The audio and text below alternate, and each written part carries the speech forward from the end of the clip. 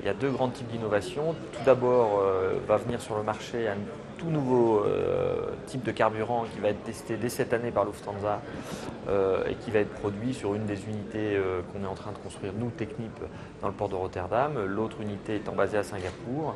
Et donc, c'est un tout nouveau type de carburant qui s'appelle NextBTL et qui est produit par la compagnie finlandaise qui s'appelle Neste Oil. À moyen terme, il y a une autre possibilité, c'est de produire des biocarburants de synthèse à partir de biomasse forestière, donc de bois typiquement. Et donc, c'est ce qui va arriver après. La matière première, c'est de l'huile végétale et sur lequel il y a une réaction chimique qui est faite à partir d'hydrogène et on produit un carburant qui est d'origine végétale, mais qui a toutes les caractéristiques d'un carburant issu de matière fossile. Lufthansa a fait l'annonce pour 2011.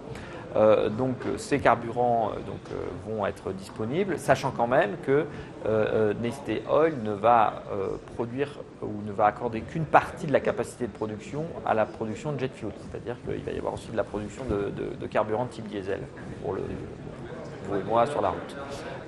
Derrière, donc les unités BTL, là, l'avenir est un peu plus incertain. C'est de toutes les manières après 2015, peut-être 2020. Et je pense qu'on va voir quelques unités qui vont être construites en Europe et en particulier potentiellement également en France. Donc ces nouveaux biocarburants, je vous dis 2015-2020. Il y a beaucoup de débats autour de cette question et en particulier beaucoup de débats sur l'aspect vertueux des carburants issus de Nestéol, des unités Nestéol. Donc officiellement, le chiffre tourne autour de 50 à 60% vis-à-vis d'une solution fossile. Ces chiffres peuvent être ici ou là contestés pour des histoires que je ne vais pas détailler autour de l'affectation des usage des sols, qui sont des questions techniques assez pas faciles à trancher. Hein. Et donc, disons que le chiffre officiel tourne autour de ces gains-là.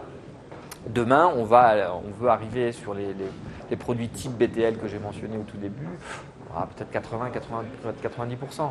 Est-ce qu'on atteindra vraiment ces gains dans la réalité? On verra, mais c'est, disons, l'objectif affiché.